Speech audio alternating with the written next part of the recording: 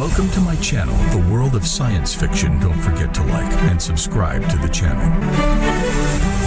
Sirens wailed through the corridors of the Leviathan, their urgent cries swallowed by the roar of twisting metal. The deep-sea mining platform shuddered violently as if in its death throes. Emergency lights pulsed in crimson waves, illuminating the chaos in strobing flashes. Workers in industrial exoskeletons locked in brutal combat with corporate security forces, their silhouettes dancing grotesquely across water-slicked walls. Vela moved through this pandemonium like a phantom. Her blue-tinged skin, engineered for deep-sea operations, nearly dissolved into the shadows between emergency lights. The corporate insignia on her power armor gleamed momentarily as she passed beneath a flickering panel. Oceanic Industries, the law of the deep. The armor responded to her movements with perfect synchronicity, a lethal second skin that absorbed impacts and enhanced her already formidable abilities. Target located in Sector 7, Pump Room, came the disembodied voice through her neural link. Terminate with extreme prejudice. She acknowledged silently, her expression unchanging behind her visor. Cole, the engineer who had sparked this rebellion. The reports had called him brilliant but unstable, a dangerous combination. His personnel file had flashed across her HUD during the briefing. 15 years of service, commendations for ingenuity, and more recently, a string of insubordination notes. What the file didn't mention, what corporate intelligence had deemed irrelevant, was his daughter, Maya. A 7-year-old confined to the medical bay, slowly dying from the same toxic air that had triggered this uprising. As she passed a junction where security had already pacified several workers, Vela's gaze fell on one body, a young man with features that triggered an unwelcome memory. For a split second, her professional detachment cracked, and she saw another face. Her brother, Taran. The memory consumed her. Taran, 3 years older, his blue-tinged skin matching her own, his smile the only warmth in their cold training facility. He had been assigned to the Hermes platform, another deep-sea mining operation. Then came the corporate notification on her neural link. Worker insurrection contained. Collateral damage within acceptable parameters. Asset Taran, 24,601. Terminated. Regrettable incident. Acceptable operational losses. Compensation package as per contract. She had received it without expression, had continued her duties without pause, outwardly. But she had kept his personal logger, the one piece of him corporate disposal hadn't claimed. In it, his final message. The numbers they calculate don't include the cost of our souls, little sister. She had buried these thoughts, these dangerous fractures in her perfect loyalty. Until now, until this body, this insurrection, this father fighting for his child while corporate algorithms calculated profit margins against human lives. The pump room door was barricaded, but Vela didn't hesitate. She fired a concentrated plasma burst from her gauntlet, the superheated material melting through the makeshift barrier like butter. Through the molten opening, she glimpsed her quarry, knee-deep in rising water. Cole wasn't just hiding. He was frantically working at a control panel, his hands flying over the interface with desperate precision. Rerouting primary ventilation, bypassing safety protocols. He muttered, unaware of her approach. On his screen flashed a schematic of the station, with a pulsing red line showing airflow being redirected to the medical bay in Sector 12. Behind it, a second window displayed a medical file. Patient, Maya Cole, age 7. Diagnosis, heavy metal poisoning, terminal stage. Prognosis, irreversible organ failure within 72 hours without specialized treatment. Vela scanned deeper into the file, her enhanced vision capturing details most would miss. Genetic anomalies highlighted in red. Subject displays unique blood composition adaptation consistent with experimental Series 37 B-synthetic blood trials. Note, unstable hybridization observed. Blood samples show spontaneous reconfiguration at cellular level. Further research required. Priority. Alpha. Preserve subject for corporate biotech division. A corporate memo was attached. Engineer Cole's offspring demonstrates unexpected synthetic blood adaptation, partial integration occurring naturally. This genetic anomaly makes subject Maya Cole invaluable research property. If platform evacuation becomes necessary, secure subject for immediate transfer to Research Facility Omega. Vela slipped through the opening, her movement registering to Cole a half-second too late. His eyes widened as he pivoted to face the new threat. An enforcer, the elite arm of corporate justice. Recognition flickered across his face. He knew what she was, what she represented. Death had come for him. "Please," he said, the word startling her with its raw desperation. "My daughter is dying up there. I just need to get clean air to the med bay." Their combat was a stark study in contrasts. Vela moved with mechanical precision, each strike calculated for maximum efficiency. Her neural augmentations predicted his movements before he made them, guiding her blade with inhuman accuracy. Cole fought with raw desperation, channeling the fury of a father watching his child suffocate, while corporate algorithms calculated the cost-benefit ratio of her life. "You don't understand what they've done," he shouted, barely dodging a strike that would have opened his throat. "They cut the air filters to save 14 million credits this quarter. My daughter, Maya, she's only 7. The toxins hit the children first." Vela's blade sliced through the air, missing him by millimeters. "You started a riot that will kill everyone," she countered, her voice cold. "Order is survival." "This isn't order," Cole roared, parrying her next attack with a torn pipe. "It's slow execution. They're poisoning children while filing quarterly reports. At least I'm giving us a chance to die free." He feinted left, narrowly avoiding another strike. "And Maya isn't just sick. She's changing. The synthetic blood they tested on me, it affected her differently. Her body is adapting to it naturally. Something they never expected. That's why they won't let us leave. She's not a patient to them anymore. She's an experiment." Something in his words penetrated the wall of her conditioning. Children. Experiments. The corporation had never mentioned children, and his desperate actions mirrored what she had once wished she could do for Terran. Break the rules, fight back, save a life that corporate calculations had deemed expendable. She feinted left, and when Cole compensated, she found her opening. Her blade, a monomolecular edge coated with fast-acting neurotoxin, whistled through the air and sank into his shoulder with surgical precision.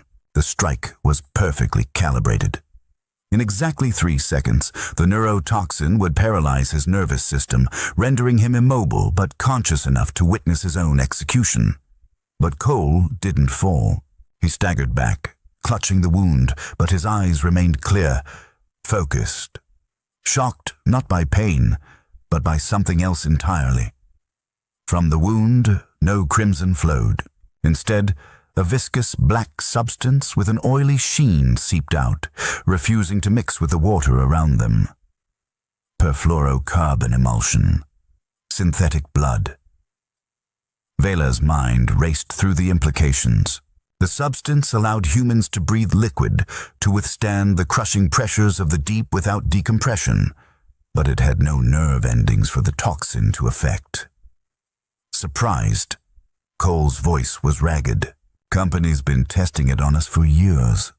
Another cost-cutting measure. Workers who don't need decompression chambers save millions in productivity. Maya inherited partial adaptation from me.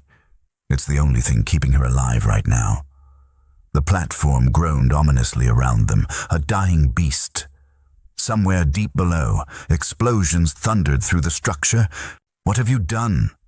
Vela's voice was the first thing of her own she had offered.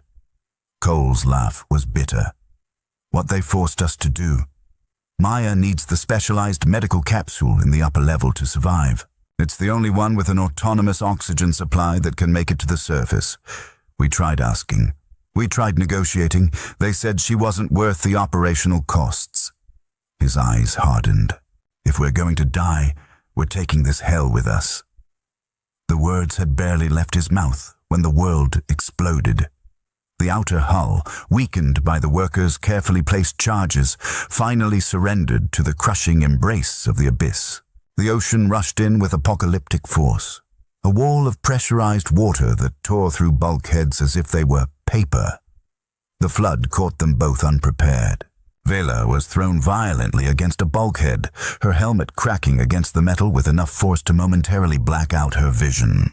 Water invaded her suit through the compromised seal, ice cold and merciless, filling her lungs with liquid fire.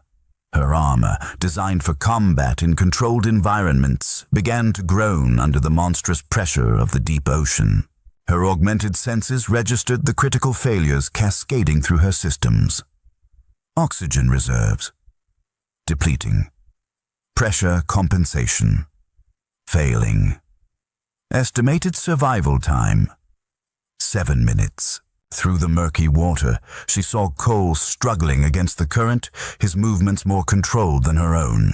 The synthetic blood in his system allowed him to breathe the liquid around them, to move in pressure that would crush an unmodified human.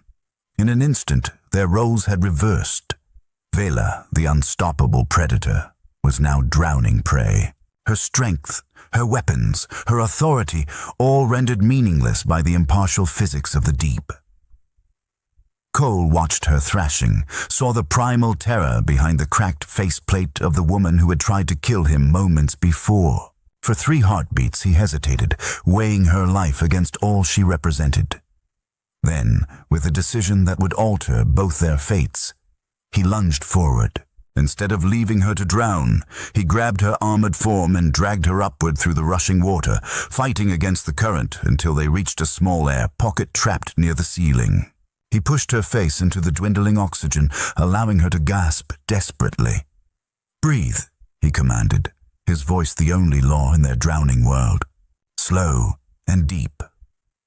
Water continued to rise around them, the air pocket shrinking with each passing second. Vela coughed violently, expelling water from her lungs, her eyes wide with confusion. "Why?" she managed between ragged breaths. "Save your oxygen," Cole cut her off. "Your suit's compromised. We have minutes before this compartment completely floods." Vela's training reasserted itself through the panic. "Your daughter, medical bay. How far?" 2 sectors over, if we can reach it." His eyes were calculating, desperate. "Maya's in a specialized medical pod. It's designed for surface evacuation, our only chance now." The unspoken arrangement hung between them. She was his prisoner now. He was her only hope of survival. But more than that, a child's life hung in the balance, a life that corporate algorithms had deemed expendable. "I need to modify your suit," he continued, already examining the damaged seals. "We're going to pressurize you internally.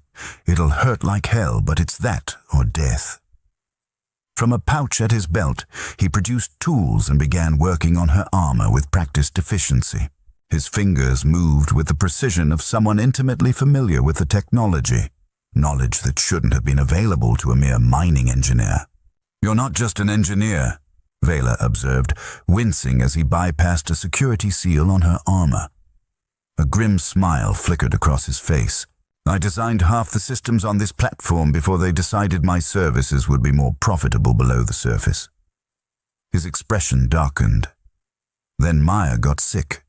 They wouldn't let us leave, wouldn't provide proper treatment, said the contract terms were clear. The air pocket had dwindled 2 inches. Cole worked faster, redirecting the suit's remaining power to essential life support. "Listen carefully," he instructed as the final air disappeared. "When we move, you follow exactly in my path. The platform is breaking apart. One wrong turn and you'll be crushed by shifting bulkheads or sudden pressure changes. We need to reach the medical bay before Sloan does." "Sloan?" The name sent a chill through Vela. "Chief of Security. He knows where we're heading. He knows about Maya's pod, our only way out." Vela nodded, unfamiliar anxiety coursing through her. Her entire life had been guided by protocols, by certainty. Now she was forced to trust the man she had been sent to execute and race against a former colleague who would show no mercy. They plunged into the completely flooded corridor, Cole leading the way. He moved with the confidence of someone navigating familiar territory, anticipating which sections would hold and which were death traps. Vela followed, fighting against the foreign sensation of breathing liquid through her modified suit. Every instinct screamed that she was drowning, though the oxygenated fluid kept her alive. Cole's face contorted with rage and desperation. "You bastard! Leave her alone!" "Time is running out, Cole. For her. For you both." The transmission cut with clinical precision. They forced their way through the current, each movement a battle against the inexorable physics of the deep. The moment they reached a more stable section, emergency lights flashed red and klaxons vibrated through the water. "He's venting oxygen from the medical bay," Cole said, his voice tight with panic as he checked a status panel. "Trying to force our hand." Vela made a split-second decision. "Split up. I'll create a diversion, make him think we're heading for the secondary evac point. You take the maintenance shaft to the med bay. You'll never survive without—" "We don't have time to argue. Your daughter needs you." She grabbed his arm. "How do I get to auxiliary control?" Cole hesitated, then quickly outlined a route. "But Sloan will be waiting." "I'm counting on it." They parted at the next junction, Cole disappearing into a narrow service tunnel while Vela deliberately triggered motion sensors in the opposite direction. Almost immediately, she heard Sloan's voice again. "Interesting strategy, Enforcer. Sacrificing yourself." His tone was almost amused. "Or have you forgotten Protocol 37? All witnesses eliminated. No exceptions." A bulkhead slammed shut inches from her face. Vela barely managed to roll through, her modified armor scraping against the metal. No sooner had she cleared it than emergency decompression began in the section, the pressure differential threatening to tear her apart. Vela fought to stabilize her suit, to maintain internal pressure against the crushing force attempting to implode her. Her vision narrowed to pinpricks as the pressure built in her ears, blood vessels threatening to burst. "I read your file, Vela," Sloan continued, his voice unnaturally calm as he tried to kill her. "Exemplary performance, perfect obedience. What changed? One terrorist with a sob story?" She didn't respond, conserving oxygen as she forced her way through the decompressing section. She needed to keep him talking, keep him focused on her. "I wonder what your instructors would think. All those corrections." His voice lingered sadistically on the word. "Wasted on a defective product." The word corrections triggered another unwelcome memory. Her training graduation. Sloan himself had stood before her class, his uniform immaculate, his eyes cold as the abyss. "Emotions are defects," he had told them. "Compassion is a virus. Your loyalty is your weapon. Never let it rust." The memory collided violently with the reality she now faced.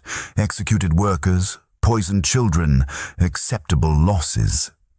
She could feel something cracking within her, something fundamental giving way. Vela reached auxiliary control, fingers flying over the keypad to bypass security. Inside, she found what she needed, access to the platform's remaining functional systems. Working rapidly, she initiated a series of cascading failures in sectors far from the medical bay. "What are you doing?"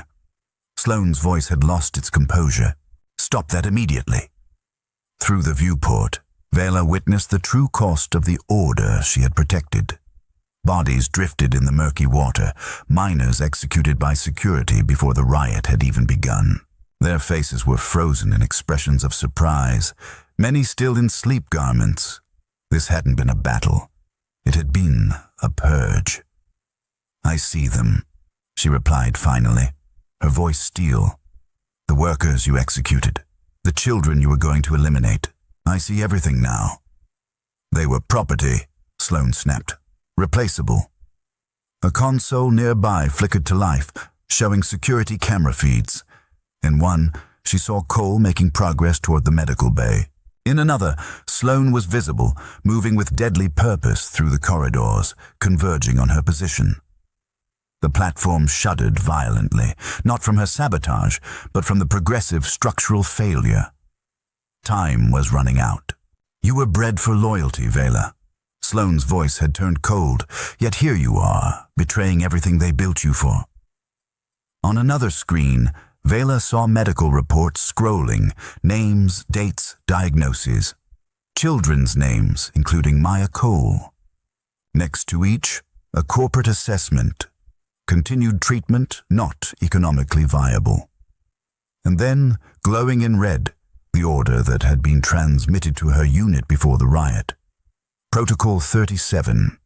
Eliminate all witnesses, medical personnel and patients included. Her own authorization code was attached to the execution order. She was to be the hand that ended these lives, the corporate instrument of efficiency. Horror washed over her. She had been sent to kill not just rioters, but children. Sick children. The weight of what she had nearly become crashed down on her with more force than the ocean itself. Found you. Sloane's voice came from directly behind her. Vela spun to find him at the entrance to auxiliary control, plasma cutter raised. She had achieved her goal, drawing him away from Cole and Maya, but now faced him without weapons, in damaged armor. You're not just a traitor, he said, advancing slowly. You're defective, a failed experiment. Vela backed up, searching for anything to use as a weapon. The real failure was believing in the company, in what they told us we were. Spare me the revelation narrative. He lunged forward with the plasma cutter, the superheated beam slicing through water with impossible precision. Vela dodged with enhanced reflexes, the beam missing her by millimeters. She grabbed a broken pipe, using it to parry his next attack. The plasma cutter sliced through the metal, but the momentary resistance gave her an opening. She kicked hard, connecting with his midsection. The blow would have incapacitated a normal human. Sloane merely staggered back, corporate augmentations absorbing most of the impact. You know what's happening in the medical bay right now, he taunted, circling her. Cole just found his daughter. Touching reunion. Almost makes you forget they're both about to die when I flood that section. On the monitor behind her, Vela could see it was true. Cole had reached Maya. The girl was pale but conscious, reaching for her father as he worked frantically to disconnect her from the medical systems. You're too late, Sloane continued. I've overridden the evacuation pod. It won't launch without my authorization. Vela feinted left, then dove right, trying to circle around him. Sloane anticipated the move, cutting off her escape. The company invested millions in you, Vela. In us, and this is how you repay that investment. They didn't invest in me, she spat back. They owned me. There's a difference. The platform groaned ominously, a massive structural failure imminent. On the screens, warning indicators flashed red across all systems. Minutes, perhaps seconds, remained before complete collapse. Sloane checked his own monitoring device. His expression shifted subtly, a flash of uncertainty, self-preservation warring with fanaticism. You're going to die here with them, Vela said, recognizing his hesitation. Is that really what you want? To die for quarterly profits? Sloane's hesitation lasted only seconds. His face hardened once more. The company is eternal. We are expendable. That's the difference between us now, Vela replied, her voice steady. I've stopped believing in expendable people. He lunged again, but this time Vela was ready. She grabbed a pressurized canister from a nearby emergency station and hurled it directly at him. The plasma cutter sliced through it, igniting the compressed contents. The explosion wasn't large, but in the confined space, it was enough to throw Sloane against the bulkhead. Vela didn't wait. She bolted past him, racing toward the medical bay. Enforce protocol override Alpha 7-3, she shouted into her comm, using the highest emergency clearance she possessed. Authorization, Vela 942. A mechanized voice responded. Emergency protocol engaged. All security overrides temporarily suspended. Sloane's voice, now ragged with fury, came through the comms. "What have you done?" "Given them a chance," she replied, pushing herself through the flooding corridors with desperate speed. She arrived at the medical bay entrance to find it sealed. Through the viewport, she could see Cole with Maya in his arms, the girl clutching weakly to her father as he tried in vain to activate the evacuation pod. Vela's override had removed Sloane's lockout, but the physical damage to the bay was severe. The pod couldn't launch while still docked to the station. The external airlock was jammed shut by the overwhelming pressure outside. The emergency release, a massive lever designed to mechanically override the electrical systems, was located on the exterior hull. A glance at the structural integrity readings told her they had minutes, perhaps less, before catastrophic failure. Vela activated the bay's emergency access, the door sliding open to admit her. The air pocket inside was rapidly diminishing as water leaked through damaged seals. "Vela!" Cole's expression registered shock and relief. "I thought—" "Sloane's delayed, not stopped," she cut him off, moving immediately to the evacuation pod controls. "He's overridden the safety protocols. The external release is the only option now." Maya looked at her with wide, frightened eyes. "Are we going to die?" The question struck Vela with unexpected force. In all her years of enforcement, no one had ever asked her that, least of all a child. And for the first time, she wanted desperately to prevent death rather than deliver it. "No," she promised, her voice firm. "Not today." A violent impact shook the bay. Sloane, attempting to force entry through a secondary access point. The bulkhead began to buckle under repeated blows. "He's persistent," Cole muttered, clutching Maya protectively. "Get in the pod," Vela ordered. "Both of you. I'll handle the external release." Cole stared at her. "That's suicide, even with synthetic blood." "I've modified my suit," she interrupted. "Your daughter needs you. I'm just—" She paused, looking down at the corporate insignia on her damaged armor, "doing what I should have done from the beginning." The bulkhead groaned. Sloane was nearly through. Time had run out. Before Cole could protest further, the secondary door burst open. Sloane stood there, his armor damaged, but his determination undiminished. The plasma cutter hummed with deadly energy in his grip. "Traitors die together. How appropriate." Sloane's voice was coldly triumphant. "But the company does value its assets." He turned his gaze to Maya. "Fascinating adaptation in this one. Research says she'll make an excellent subject for the next phase of testing." Cole's face contorted with fury and terror. "Let her go, Sloane. She's just a child. She's company property, as are you, as is the traitor beside you." Sloane's gaze shifted to Vela, his expression visible through his damaged helmet. Disgust mixed with a cold satisfaction. Enforcer Vela. Protocol 37 was clear. No survivors, no witnesses. Vela stepped forward, positioning herself between Sloane and the Coles. "The platform is collapsing, Sloane. Even you can't survive what's coming. Evacuation isn't protocol." Sloane's laugh was hollow inside his helmet. "Orders from Central are clear. Eliminate all witnesses to this failure. Only the girl comes with me. No survivors, no testimony, no liability." "You traded eternity with the corporation for one broken engineer and a defective asset," Sloane snarled. "They were already doomed." "I traded a cage for one free breath," Vela shot back. "You serve numbers, Sloane. I've chosen to protect life." The platform shuddered violently, as if emphasizing his insanity. Warning klaxons blared through the bay. Catastrophic failure imminent. "Maya," Vela said quietly, not turning her head. "What's your favorite color?" The little girl blinked, confused by the strange question in such a moment. "Blue, like the lights in the deep gardens." "Blue is my favorite too," Vela replied with a gentleness that shocked even her. Then, in a blur of motion, she attacked. Sloane had expected resistance, but not this. Not the calculated fury of an enforcer who had found something worth protecting.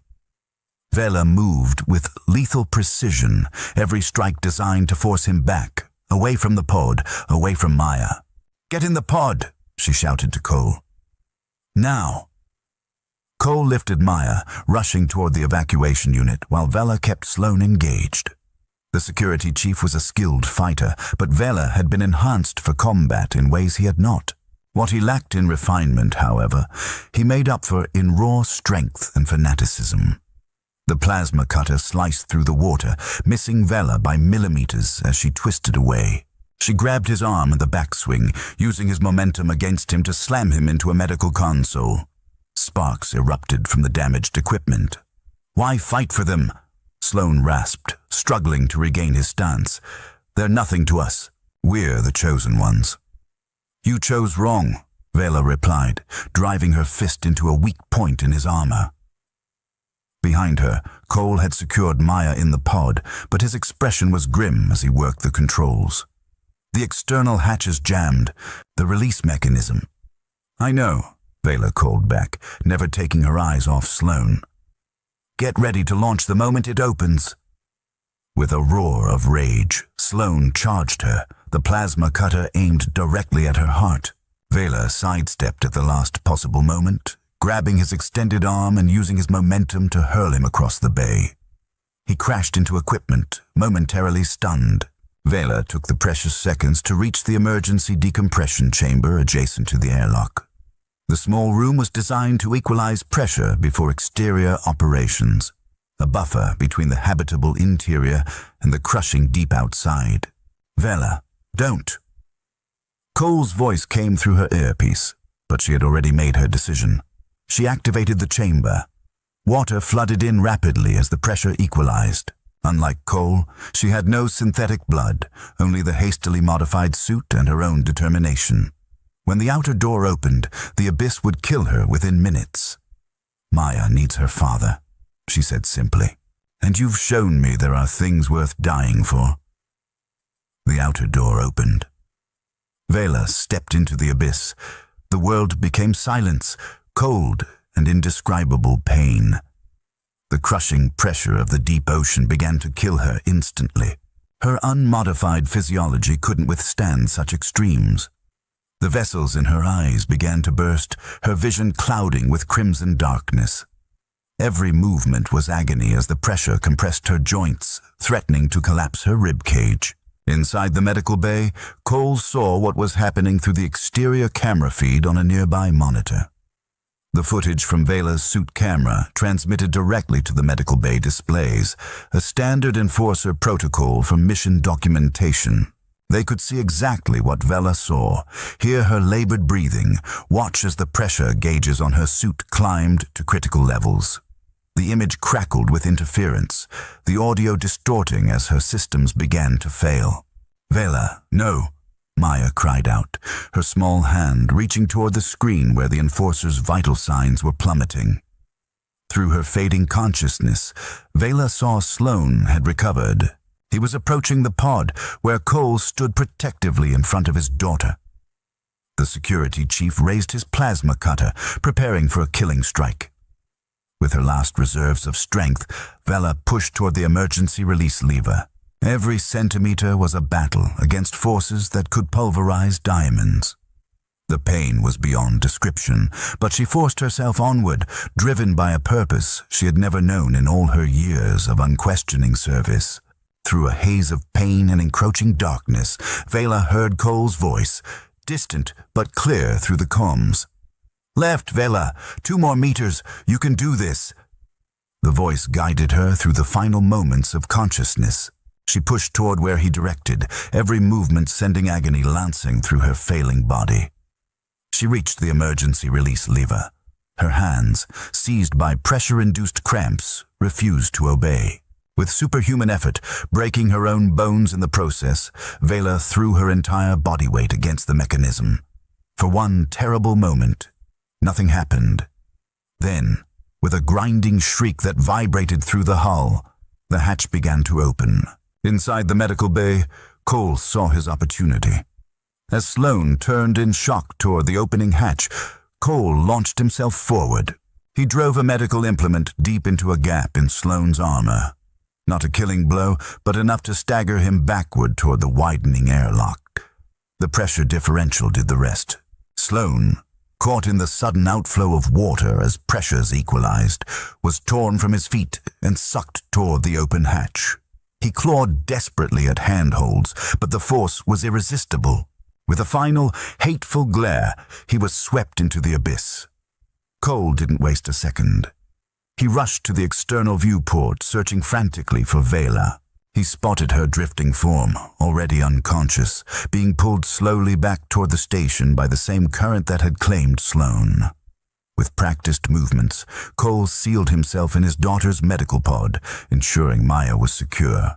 Then he opened the pod's exterior hatch, a feature designed for rescue operations. Stretching to the limit of his safety tether, he managed to catch Vela's limp form as it drifted past, dragging her into the pod with them. The synthetic blood that had allowed him to survive underwater was now the only thing keeping Vela alive.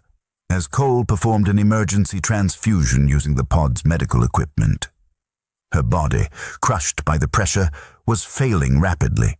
"Dad?" Maya's voice was weak but alert. "Will she live?" Cole didn't answer immediately, focused on stabilizing Vela's condition. Her skin had taken on a grayish hue, her breathing shallow and irregular. "I don't know, sweetheart," he finally admitted. "The pressure damage is severe." With Vela secured as best he could manage, Cole activated the emergency ascent protocol. The medical pod detached from the dying platform with a violent jerk, its thrusters igniting to propel them toward the distant surface. As the Leviathan collapsed beneath them, imploding under the immense pressure it could no longer withstand, Cole began emergency medical procedures. He performed CPR, pumping Vela's chest rhythmically, trying to force her failing body to continue fighting. His movements were precise but urgent, the techniques he had learned for survival now applied to save the woman who had sacrificed herself for them. "Breathe, damn you," he ordered between compressions. "Maya needs you. I need you. Don't you dare die now." The pod rocketed upward through the dark waters, its emergency lights casting Cole's desperate efforts in stark relief. The depth gauge ticked upward. 3,000 meters. 2500, 2,000. Each number represented decreased pressure, increased hope. Maya watched from her medical bed, eyes wide with fear and hope. "Save her," she whispered, "like she saved us." Vela remained unresponsive. Cole found an emergency medical kit and extracted a syringe of adrenaline. Without hesitation, he plunged it directly into her heart. Her body convulsed. For one terrible moment, nothing changed. Then something unexpected happened. Where the synthetic blood he had transfused into her mixed with her own, a strange reaction was occurring. The black fluid was integrating with her natural circulatory system, adapting to her biology in ways he'd never seen before. "Dad, look!" Maya pointed to Vela's wound, where the security chief's plasma cutter had sliced through her armor. The edges were knitting together, the synthetic blood acting as both healing agent and life support. "It's working differently in her," Cole murmured, fascinated despite the crisis. Her enforcer augmentations must be interacting with the synthetic compounds. A rasping sound escaped Vela's lips. Her eyelids fluttered but didn't open. She was breathing, but barely. Caught in some twilight between life and death, her body trying desperately to adapt to the trauma and the alien substance now flowing through her veins. The medical monitors displayed something extraordinary. The synthetic blood wasn't merely sustaining her. It was integrating with her DNA on a cellular level, creating a new hybrid substance neither fully synthetic nor fully natural. The molecular structures rearranged themselves on the screen, forming patterns Cole had never seen in any test subject. The pod breached the surface with enough force to momentarily lift it into the air before it crashed back down, bobbing violently on the waves. Sunlight, Pure, natural light that they hadn't seen in years flooded the cabin through the viewport. The brightness was almost painful after the eternal twilight of the deep. Maya had managed to free herself from the medical restraints and was now pressed against Vela's side, one small hand resting on the wounded area where Cole had transfused his synthetic blood. Tears streamed down the girl's face. "She's not waking up," she sobbed. Cole checked Vela's vitals again. She was alive, her condition stabilizing but still critical. The synthetic blood was neither rejecting nor fully integrating, leaving her in a precarious balance. Then, something unexpected happened. Where Maya's hand touched Vela's wound, a strange reaction was occurring. The black synthetic blood was changing color, becoming less viscous. Cole stared in astonishment. "Maya, what's happening?" The girl looked up, her face tear-streaked but determined. "I can help her. Mom could too before she died. It's why they kept us." Cole watched in amazement as his daughter's touch seemed to stabilize the synthetic blood in Vela's system. Not healing her completely, but bringing her back from the edge, pushing her from active dying into a stable state. "My blood is different," Maya explained, with the simple directness of a child describing something perfectly normal to her world. "Half like yours, half regular. I can make the new blood work in her, but not all the way. Not by myself." A bitter irony hung in the air. Vela was alive, but in a precarious state. The synthetic blood was neither killing nor fully healing her, stabilized only by Maya's touch. She would be dependent on specialized medical technology that only the corporation they had rebelled against could provide. The pod breached the surface with enough force to momentarily lift it into the air before it crashed back down, bobbing violently on the waves. Sunlight, pure, natural light that Vela hadn't seen in years, flooded the cabin through the viewport. The brightness was almost painful after the eternal twilight of the deep. But Vela didn't look at her newfound freedom. She looked at Cole and Maya. The girl had managed to free herself from the medical restraints and was now pressed against her father's side, one small hand resting on his wound. Tears streamed down her face. "He's not waking up," she sobbed. Vela checked his vitals again. He was alive, but his condition was deteriorating. The synthetic blood had broken down completely, poisoning his system from within. He needed complete blood replacement, specialized medical care, things they couldn't access here. Then something unexpected happened. Where Maya's hand touched her father's wound, a strange reaction was occurring. The black synthetic blood was changing color, becoming less viscous. Vela stared in astonishment.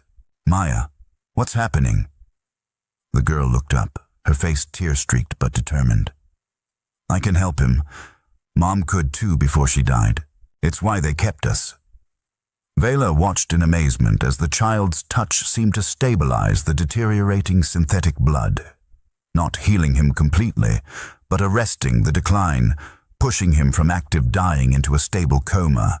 "My blood is different," Maya explained, with the simple directness of a child describing something perfectly normal to her world. "Half like his, half regular. I can make his blood work again, but not all the way, not by myself." Maya looked at her father with her mother's eyes. "They'll come for us, won't they?" "The company."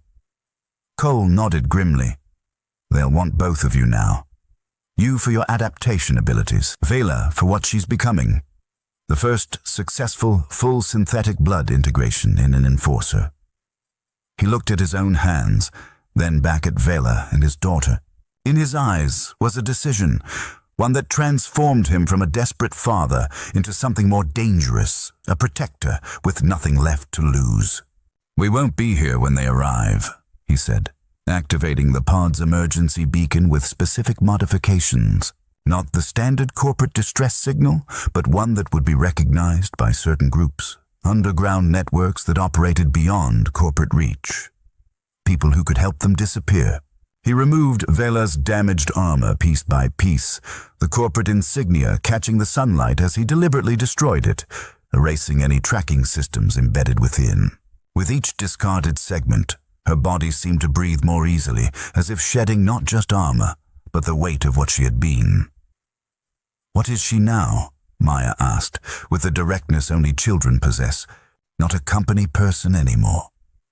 Cole looked at the woman who had saved them both, this stranger who had chosen them over everything she had ever known, who had sacrificed herself to give his daughter a future, who now existed in a twilight state between her old life and whatever she might become. "She's our family," he answered simply. "And we're her life support now." On the horizon, a small craft appeared, moving toward their signal. Not a corporate vessel. Something else. Maya slipped her small hand into her father's, her other hand still resting on Vela's wound, maintaining the delicate balance that kept the woman alive. "Will she wake up?" the child asked. Cole squeezed his daughter's hand gently. "We'll find a way." His voice held a certainty he didn't feel but was determined to earn. "I promise." As Maya dozed, exhausted by her ordeal, Cole activated Vela's personal logger device, which had survived the pressure damage. He began recording a message, but not for the corporation's archives. "This is for you, Terran," he said softly, using the name he'd heard Vela murmur in her unconscious state. "I don't know who you were to her, but she risked everything today. I think she finally understood what you tried to tell her, that real duty isn't to those who give orders, but to those who suffer from them. I'll find a way to wake her. I'll find us a new home. This is her new protocol now." Vela's eyelids fluttered slightly, the first response since her sacrifice. Not consciousness, not yet, but a sign, a possibility.